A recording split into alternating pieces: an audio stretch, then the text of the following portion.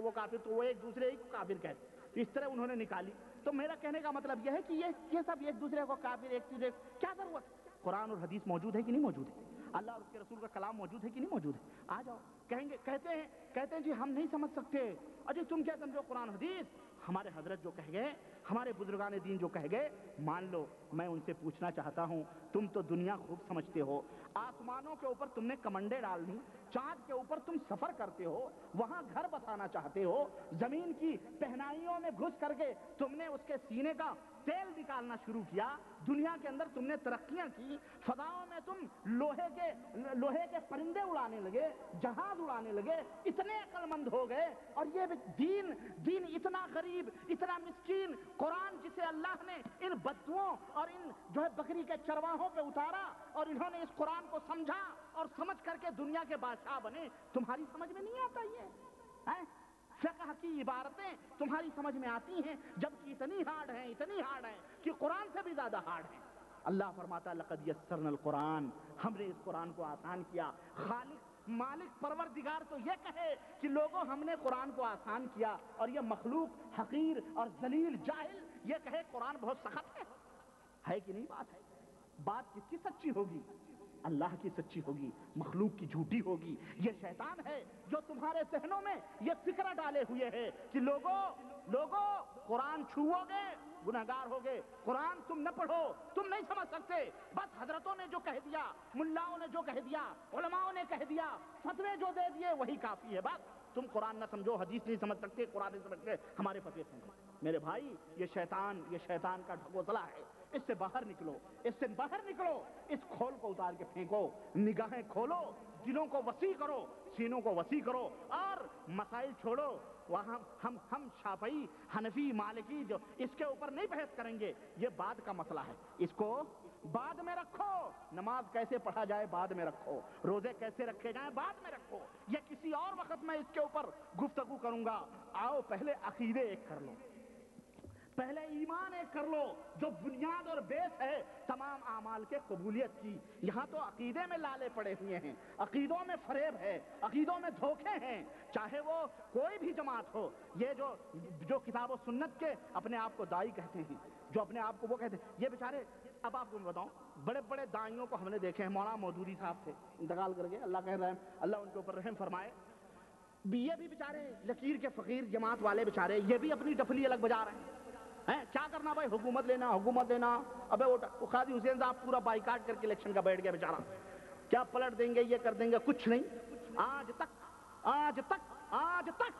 اور میرا چیلنج ہے اور میرا دعویٰ ہے، اس جماعت کو حق بات کے تائید کرنے کی توفیق ہی اللہ نے نہیں دی ہے۔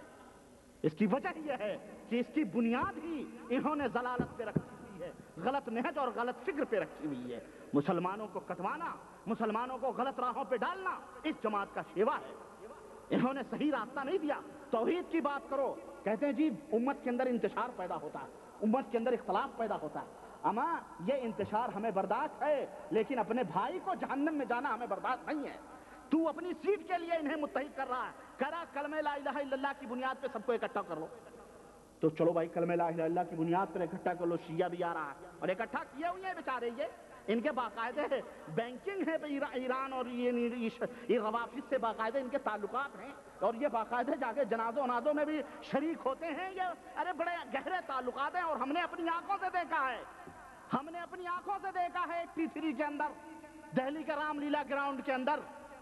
مجھے نہیں کوئی غلط بات ادھر ادھر کی بتا سکتا ہے، میں رضاکار تھا اس کانفرنس کا، SIM کا کانفرنس تھی، اس کے اندر اس اسٹیج کے اوپر تقریباً 2500 ایرانی یوں منہ کو لپیٹے ہوئے ایسے ڈانٹے باندھے ہوئے بیٹھے ہوئے تھے، اور ہمیں نہیں معلوم، اللہ کی قسم، اللہ کی مسجد میں بیٹھے ہیں، ہم نے کہا یہ لال گترے ہیں، یہ تو سعودی ہوں گے۔ میں سعودی آیا بھی نہیں تھا اس وقت، بچہ تھا اس وقت۔ ہم نے دیکھا ایک جو ہے مولانا سلمان ندوی لکھنؤ کے تھے، وہ آئے مولانا ابوالحسن ندوی صاحب کا پیغام لے کر کے، انہوں نے پیغام پڑھا اور ان کے دل میں جوش آیا، اور انہوں نے کہا کہ اس اسلامی اسٹیج پر جن شیعوں اور رافضیوں کو تم نے جگہ دی ہے. کسی بھی مکتبہ فکر کے عالم نے اس کو مسلمان نہیں قرار دیا ہے. اس غریب کی زبان سے یہ لفظ نکلنا تھا. ایس آئی ایم کے کارکننداؤں نے، ان گنڈوں نے اس بیچارے سلمان ندوی کو پیچھے سے گھسیٹا، ان کو مارا، ٹیلی ویژن بند کر دیے گئے اور سب کچھ، اور اللہ اکبر،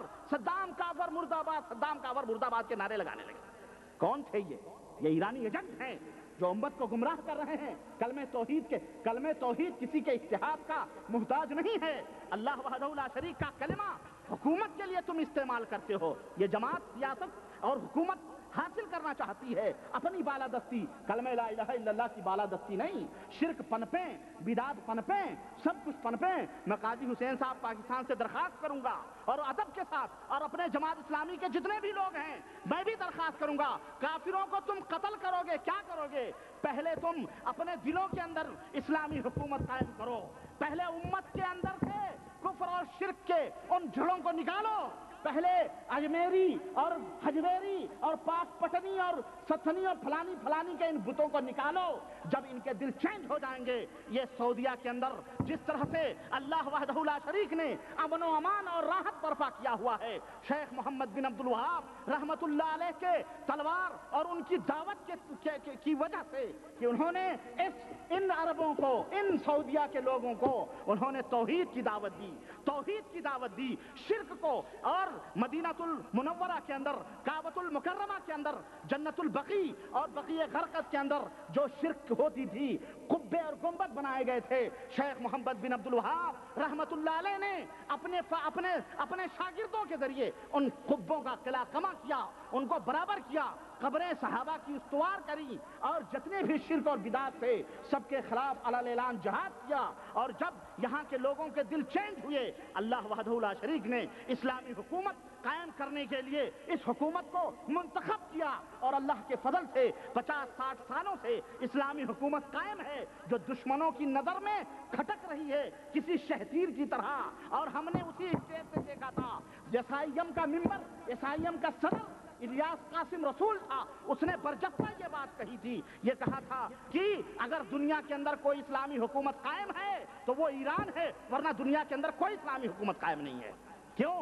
ایرانی ان کے افکار کے لوگ ہیں، ان کے فکر کے لوگ ہیں، ان کے خیالات کے لوگ ہیں. یہ قرآن و حدیث تو صرف ایک لیبل ہے دکھانے کا، ورنہ یہ حکومت اور سیاست چاہتے ہیں. نبی اور میں آپ کو لوگ کہیں گے، ہمارے جانے کے بعد لوگ کہیں گے کہ جناب یہ حکومت مسلمانوں کو سیاست سے محروم کرنا چاہتا ہے، جدا ہوتی سیاست سے تو رہ جاتی ہے چنگیزی. یہ لکیر کے فقیر مولوی ہے. آؤ، لکیر کے فقیر مولوی ہم نہیں ہیں. تمہارا پالا کسی فاتح اور قبروں کے مجاوروں سے پڑا ہوگا. یہاں موحدین کا پالا دو. موحدین کسی لکیر کے فقیر نہیں ہوتے ہیں. اگر تم اپنے دلوں میں توحید بتاؤ گے، اللہ تمہاری صفوں کے اندر توحید برقرار کر دے گا. تمہاری صفیں خود بخود توحید ہو جائیں گی، موحد ہو جائیں گی. آؤ میں بتاتا ہوں. پیغمبر رسالت مآب صلی اللہ علیہ وسلم مکے کی سرزمین پر دعوت توحید دیتے ہیں. کفار آتے ہیں، کہتے ہیں محمد ہم تجھے قوم کی سرداری دے رہے ہیں، مکے کا تو سردار بن جا. قریش کی حسین و جمیل خوبصورت عورت سے تیری شادی کر دیتے ہیں. تجھے مال و دولت چاہیے تو تجھے سب کچھ دے دیتے ہیں.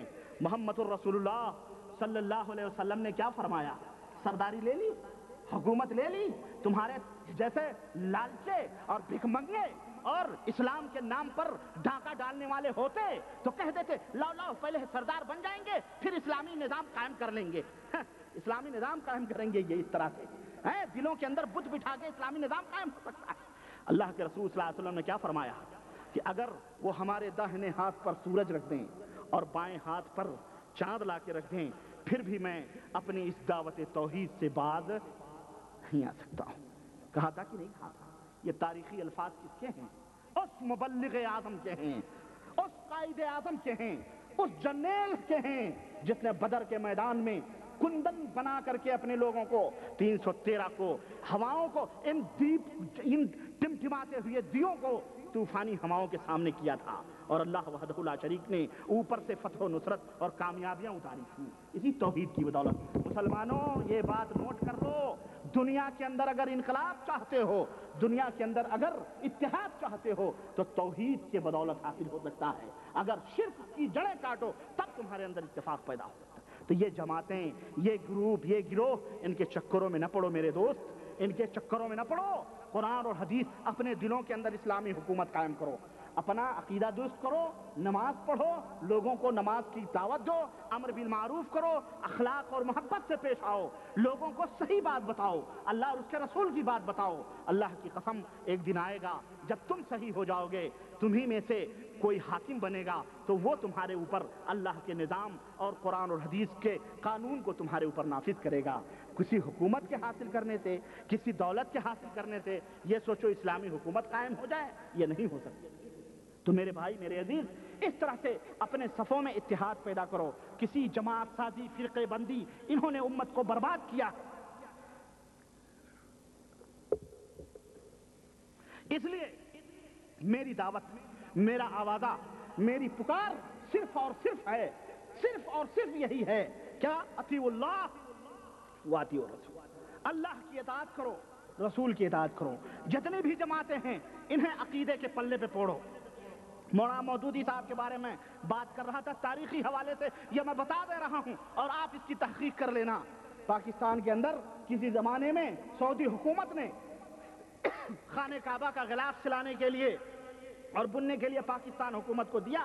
وہاں پر جب وہ غلاف تیار ہوا، ووٹ حاصل کرنے کی غرض سے، عوام کو جو ہے اپنی طرف مائل کرنے کی وجہ سے، مولانا مودودی صاحب کے قیادت اور سیادت کے اندر اسپیشل ٹرین چلائی گئی اور اسی غلاف کعبہ کو، جو ابھی کعبے بھی نہیں پہنچا ہے، سعودیہ بھی نہیں پہنچا ہے، پورے پاکستان کے اندر اسٹیشنوں پر باقاعدے اس کی نمائش کی گئی اور دیکھنے والوں نے باقاعدے بتایا کہ باقاعدے عورتیں دودھ سے اس ڈبے کو دھلتی تھیں اور اس کے پانی اپنی چھاتیوں، اپنے پیٹوں پہ لگاتی تھیں جس سے اولاد پیدا ہوگی۔